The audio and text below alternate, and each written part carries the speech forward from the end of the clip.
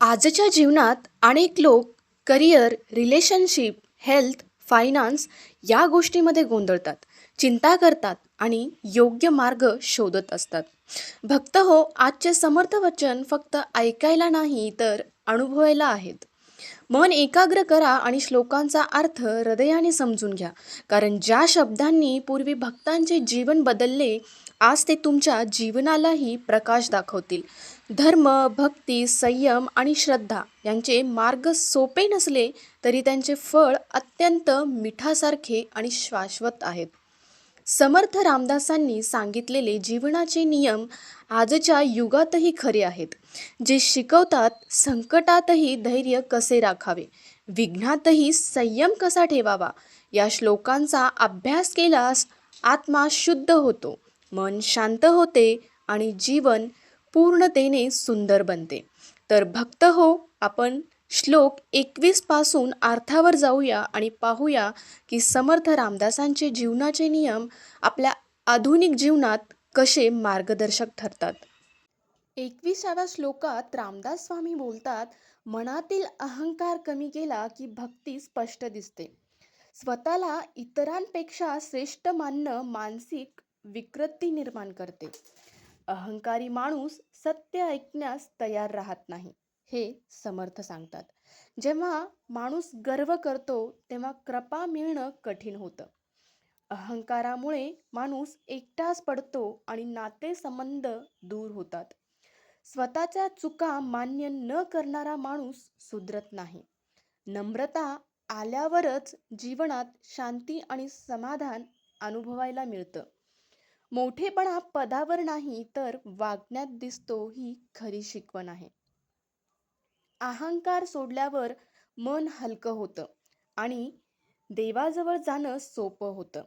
हेच समर्थांचे मार्गदर्शन जीवनात सत्य आणि भक्ती टिकवते. अहंकार जिंकणं हीच खरी साधना आणि आत्मउन्नतीची सुरुवात आहे. अहंकार कमी केल्यावरच मनाचे सत्य प्रकाशात येते आणि जीवन सुंदर होते. पुढच्या श्लोकमध्ये स्वामी रामदास सांगतात, मनातील वासना नियंत्रित नसेल तर अस्वस्थता निर्माण होते. इच्छा पूर्ण करण्याच्या नादात माणूस योग्य अयोग्य विसरतो. वासना क्षणिक सूत देत असते, पण दीर्घकाळ दुःख निर्माण करते. मन वासनेत अडकले की स्थिरता आणि शांती मिळत नाही. संपन्नतेचा मोह माणसाला सत्यापासून दूर नेतो. दैनिक जीवनात संयम ठेवणं आणि वासना कमी करणं आवश्यक आहे. इंद्रियांचा संयम ठेवणारा माणूस जीवनात स्थैर्य मिळवतो. देवाच्या स्मरणाने वासना नियंत्रित होऊ लागते आणि मन हलकं होतं. संयम ठेवणं हीच खरी बुद्धिमत्ता आणि जीवनात आनंदाची गुरुकिल्ली आहे. वासना जिंकण्याची ताकद आत्मसंयमानेच मिळते, हे समर्थ सांगतात. मनात संतुलन राहिलं तर निर्णय स्पष्ट आणि योग्य होतात. वासनांवर विजय मिळवणं हेच खरे पुरुषार्थाचे उदाहरण आहे. रामदास स्वामी सांगतात, लोभ माणसाला कधीही समाधान देत नाही, हे समर्थ स्पष्ट सांगतात.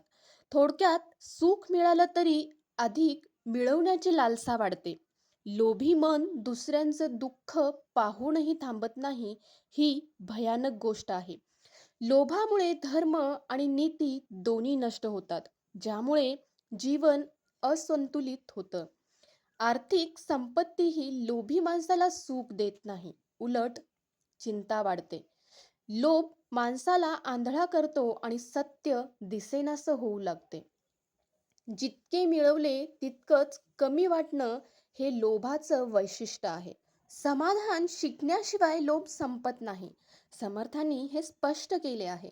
लोभी मन सतत अपेक्षांमध्ये अडकून राहतं आणि आनंद हरवतो. लोभ सोडल्यावरच मन हलकं होतं आणि जीवन सुंदर बनतं. थोडं समाधान मान्य करून माणूस खऱ्या सुखाला पोहोचतो. समर्थ म्हणतात, समाधानी मनातच खरा ऐश्वर्य अनुभवायला मिळतो. क्रोध मनावर नियंत्रित ठेवत नाही तर बुद्धी हळूहळू हरवते. रागाच्या भरात बोललेले शब्द आयुष्यभर जखम देऊ शकतात. क्रोध हा शत्रूपेक्षा अधिक घातक आहे, समर्थ सांगतात. क्रोधामुळे योग्य निर्णय घेण्याची क्षमता नष्ट होते. नंतर पश्चाताप होतो, पण वेळ परत येत नाही. क्रोधित मन माणसाला स्वतःचं नुकसान करून घेतो, हीच खरी शिकवण आहे. थोडं सहन केल्याने मोठं संकट टाळता येतं. जीवन सुकर होतो. संयम ठेवणं हीच खरी शक्ती आणि साधना आहे. क्रोध जिंकणारा माणूस खरा विजेता आहे, हे लक्षात ठेवा. देव स्मरण के क्रोध आपोआप कमी होऊ लागतो. शांत मनच योग्य विचार आणि योग्य मार्ग दाखवतो. समर्थ म्हणतात, शांतता हीच जीवनाची खरी शोभा आहे. मोह माणसाला सत्यापासून दूर नेतो, समर्थ म्हणतात. आपलेपणाच्या अतिरेकामुळे योग्य अयोग्य समजणे कठीण होते. मोहामुळे विवेक बोथट होतो आणि निर्णय चुकतात. स्वतःच्या माणसांमध्येच दोष दिसत नाहीत, ही मोहाची खूण आहे. मोहात अडकलेला माणूस स्वतःचं नुकसान करतो. देवावर प्रेम असावा पण मोह नसावा, समर्थ सांगतात. मोह कमी झाल्यावरच मन हलकं होतं आणि जीवन सुंदर वाटतं. सत्य स्वीकारण्याची ताकद मोह सुटल्यावर येते. मोह टिकवतो दुःख आणि भ्रम वाढवतो, हे लक्षात ठेवा. निर्लेप राहणं हीच खरी भक्ताची खूण आहे. मोह सोडल्याने प्रेम आणि श्रद्धा वाढतात. विवेक जिवंत ठेवणं हीच समर्थाची शिकवण आहे. विश्वास ठेवल्याशिवाय संकटावर विजय मिळत नाही, असे समर्थ सांगतात. जो माणूस देवावर पूर्ण विश्वास ठेवतो, तो संकटातही धैर्य राखतो. विश्वास न राहिल्याने मन गोंधळात पडते आणि मार्ग हरवतो. संकटामध्ये धैर्य राखणारा माणूस खरा विजय प्राप्त करतो. विश्वास आणि श्रद्धा दोन्ही जपल्यास अडचणी सहज हलक्या होतात. माणूस जेथे थांबत नाही, तेथेच जीवनात प्रगती होते. संकटामध्ये शिकवण घेणारा माणूस जास्त शहाणा होतो. विश्वास ठेवूनच कर्म करणे हे खरे साधत्वाचे लक्षण आहे. धैर्य आणि संयम राखल्यावरच मानवी जीवनातील अडथळे पार करता येतात. विश्वास टिकवणारा माणूस कधीही मानसिकदृष्ट्या हरत नाही. संकटांचा सामना धैर्य करणं म्हणजे आत्म्याचा विकास होतो.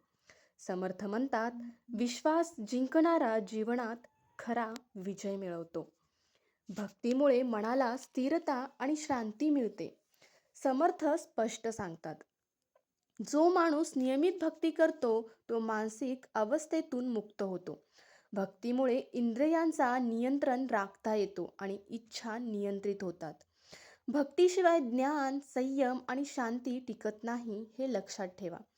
भक्तीचे मार्ग सरळ असूनही अनेकांना त्रास होतो, असे समर्थ सांगतात. नियमित पूजा, प्रार्थना आणि ध्यानाने मन हलके होते. भक्तीमुळे संकटे सोपी वाटतात आणि जीवन सुंदर होते. मनाची शांती मिळाल्यावर योग्य निर्णय सहज घेता येतो. भक्ती जपणारा माणूस दुःखातही समाधानी राहतो. भक्तीमुळे आत्मविश्वास वाढतो आणि जगण्याची शक्ती मिळते. भक्तीमुळे मन मोकळं होतं आणि दुःख कमी वाटतं. समर्थ म्हणतात, भक्ती टिकवणं हेच जीवनात खरे संपन्नतेचे लक्षण आहे. धैर्य नसल्यास माणूस अडचणीमध्ये हरतो.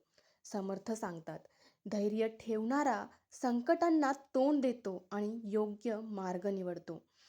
भीती मनावर राज्य करत असते, तर धैर्य आत्मा उजळवते.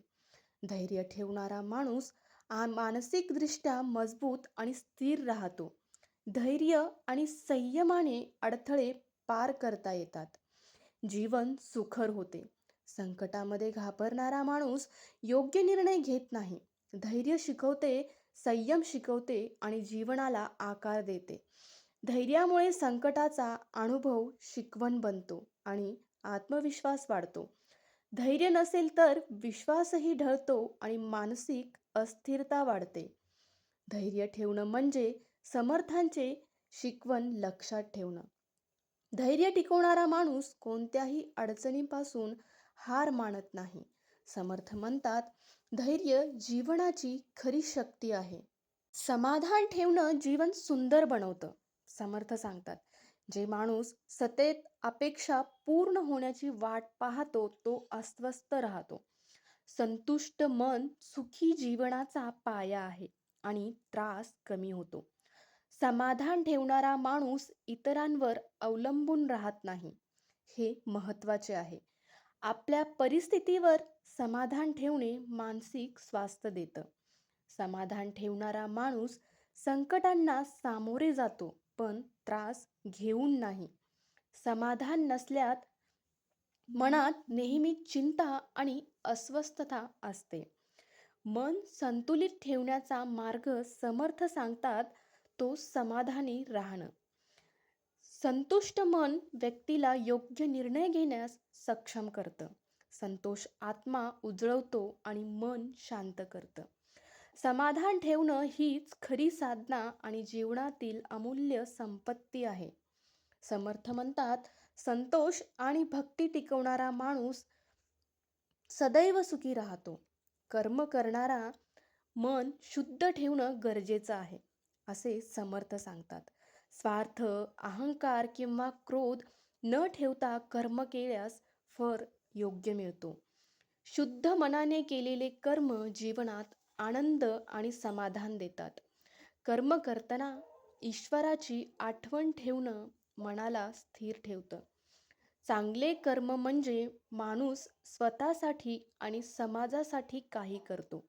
अशा कर्मामुळे मानसिक शांती आणि आत्मविश्वास वाढतो. मन स्वच्छ मनाने केलेले कर्म देवापर्यंत पोहोचतात, असे समर्थ सांगतात. कर्म करताना चुकाही होतात, पण मन शुद्ध असेल तर शिकवण मिळते. मन स्वच्छ ठेवणे आणि कर्म करणे हेच खरी साधना आहे. शुद्ध कर्म माणसाला संकटातही मार्गदर्शन करतो. संकटामध्येही स्थिर ठेवतो. माणूस यशस्वी होतो. समर्थ म्हणतात, शुद्ध मनाने केलेले कर्म जीवनात खरे सुख देतात. या श्लोकांच्या अर्थाने जीवनात मार्ग स्पष्ट होतो. धैर्य, संयम, शक्ती आणि संतोष याचा आधार घेऊन जगणं सोपं होतं. समर्थ रामदास स्वामींच्या शिकवणीने आपण आज जीवनातील संकटे सहज पार करू शकतो. मनाला शांती मिळते आणि आत्मा प्रकाशमान होतो. भक्ती, श्रद्धा आणि कर्म यांच्या मार्गावर चालणं हेच खरे जीवन आहे. संकटामध्ये धैर्य टिकवणारा माणूस कधीही हरत नाही. मनाची शुद्धता आणि भक्ती टिकवणं जीवनात अमूल्य ठरते. आजच्या प्रवचनाचे तुमच्या जीवनात परिवर्तन घडले हे विश्वास आहे. मनस्विनी श्रद्धा या चॅनलला नक्कीच सबस्क्राईब करा आणि प्रेरणा सतत मिळवा. आता तुम्हीही श्लोकांचा अर्थ समजून जीवन सुंदर बनवा.